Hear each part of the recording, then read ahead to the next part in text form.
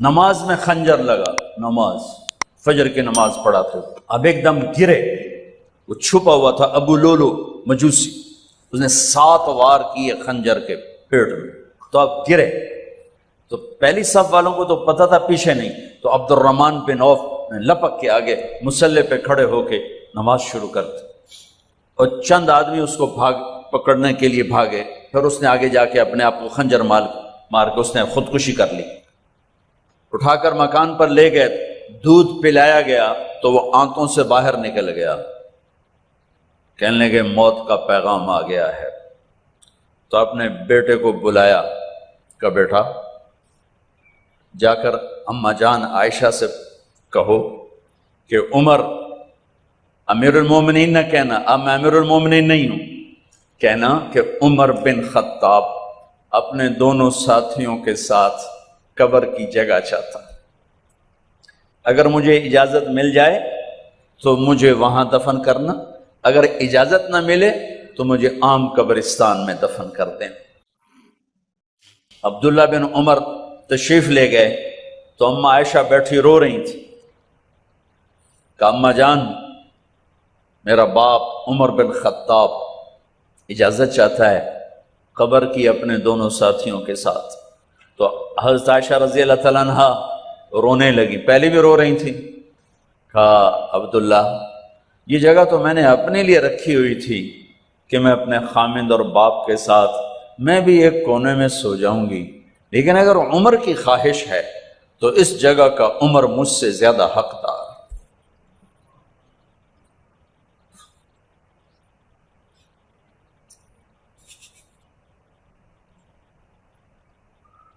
بیٹے نے آ کر کہا ابا جان مبارک ہو، اجازت ہو گئی، کہا بیٹا ہو گئی، لیکن جب میری میت اٹھاؤ تو دروازے پر جا کر رکھنا اور ایک دفعہ دوبارہ پوچھنا، ہو سکتا ہے میرے شرم میں اجازت دی ہو اور میرے مرنے کے بعد انکار فرما دیں، تو ایک دفعہ دوبارہ پوچھنا، اس وقت پہ اجازت ملے تو پھر لے جانا ورنہ واپس لے جانا۔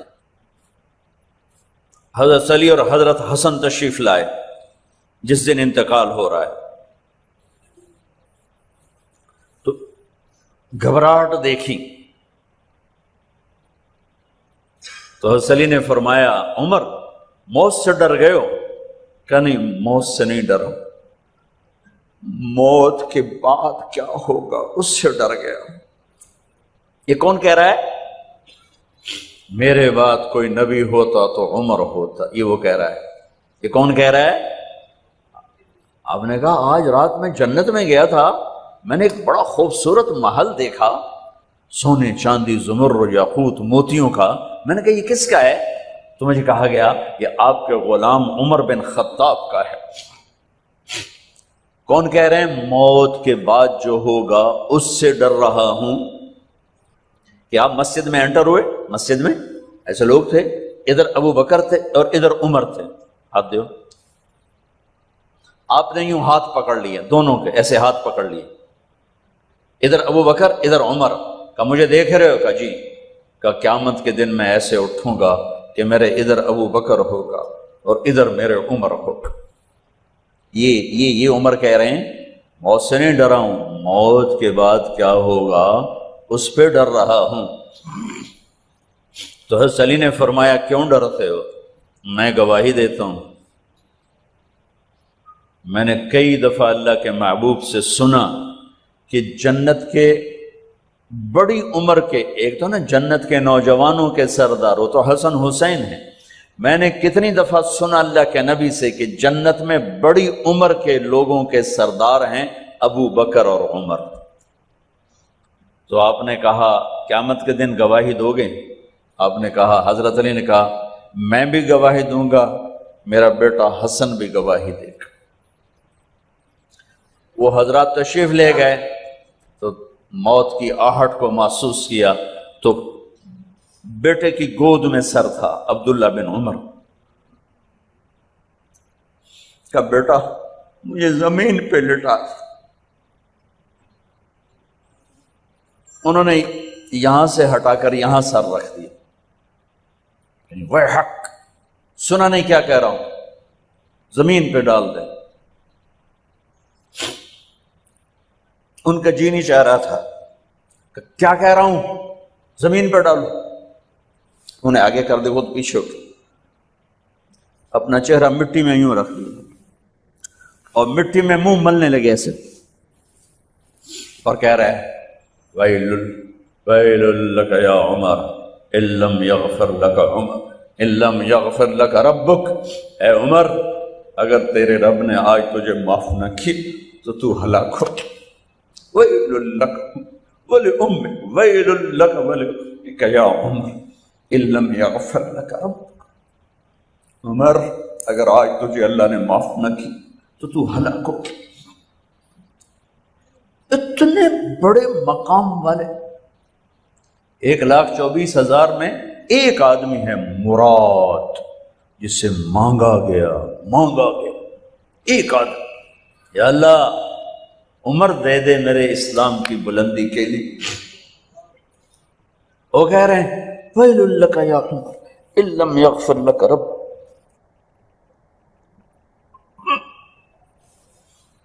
اے عمر تو برباد ہو گیا اگر تیرے رب نے تجھے معاف نہ کی۔ یہ کہتے کہتے کہتے کہتے جان نکل گئی۔ صہیب رضی اللہ عنہ نے آپ نے وصیت فرمائی تھی میرا جنازہ صہیب پڑھائے، رومی، جنازہ پڑھایا گیا، کندھوں پہ اٹھایا گیا، اور آ کر اماں جان عائشہ رضی اللہ عنہ کے دروازے پر عبداللہ بن عمر، باقی تو کوئی پتہ نہیں تھا کسی کو، گوے ٹھہر جاؤ جنازہ یہاں رکھ دو۔ پھر آگے بڑھے، دستک دی، اماں جان میرا باپ عمر بن خطاب دروازے پہ پہنچ چکا ہے، اندر آنے کی اجازت ہے۔ تو اماں جان عائشہ نے فرمایا مرحبا بعمر، ہم عمر کو خوش آمدید کہتے، اور باہر تشریف لے گئیں۔ وہیں حجرہ مبارک میں قبر کھودی گئی تو عبداللہ بن عباس فرماتے ہیں کہ میرے کندھے پر کسی نے ہاتھ رکھا تو میں نے یوں پیچھے مڑ کے دیکھا تو جناب امام المتقین حضرت علی کھڑے ہوئے رو رہے تھے اور فرما رہے تھے عمر مجھے پتا تھا تیرے سوا یہاں کوئی نہیں آ سکتا، مجھے پتا تھا یہاں تو ہی آئے گا اور کوئی نہیں آ سکتا، چونکہ میں نے ہزاروں دفعہ سنا خرجت انا و ابو بکر و عمر دخلت انا و ابو بکر و عمر، میں نے ہزاروں دفعہ اپنے نبی کی زبان سے سنا میں اور ابو بکر عمر گئے تھے، میں اور ابو بکر عمر آئے تھے، میں اور ابو بکر عمر اندر گئے تھے، میں اور ابو بکر عمر باہر گئے تھے، میں نے اپنے نبی کے نام کے ساتھ تجھے اور ابو بکر کو اتنا سنا ہے کہ کسی کو نہیں سنا، لہذا مجھے پتا تھا تو اسی جگہ پہ آئے گا، تیری یہی جگہ ہے۔ میرے بھائی بہنوں، یہ وہ لوگ ہیں جنہوں نے رضی اللہ عنہ کا ٹائٹل جیتا اور پھر روتے روتے مر گئے۔ مجھے کیا خبر کیا ہونے والی، اب کو کیا خبر کیا ہونے والی، بے شک میرا رب رحیم ہے، وہ اس کے رحم کے تو فعلی کام بنے گا، کیڑیاں تقریراں تے کیڑے علم، کیڑیاں نمازاں تے کیڑیاں تجدہ، کم تو اس کی رحمت پر بنے گا، پر یہ اعمال اس کی رحمت کو لینے کا راستہ ہیں۔ یہ بھی ٹھیک نہیں ہے کہ اللہ غفور الرحیم ہے آپ ہی معاف کرے گا، یہ یزید اور حسین کو برابر تو نہ کر، آل رسول کی بوٹی بوٹی نوچ دی جائے اس کی رضا کو ڈھونڈنے کے لیے۔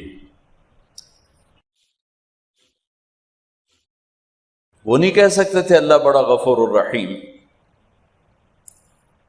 اس لیے بھائی بہنوں، معاملہ بے شک اللہ کی ذات سے ہے، بڑا کریم ہے، آنسو دیکھنا چاہتا ہے، ندامت دیکھنا چاہتا ہے۔ کون ہے جس سے گناہ نہیں ہوتی؟ کون؟ میں اسے انسان ماننے کے لیے تیار نہیں، یا تو وہ کوئی فرشتہ ہے یا نبی ہے، نہ نبی آ سکتا ہے نہ ہم فرشتے ہیں، وہ انسان ہی نہیں جس سے خطا نہ ہو۔ لہذا میں اپنے رب کی قدرت پہ قربان جاؤں، رحمت پہ قربان جاؤں کہ اس نے توبہ کے لیے نہ عمر کی قید نہ عدد کی قید.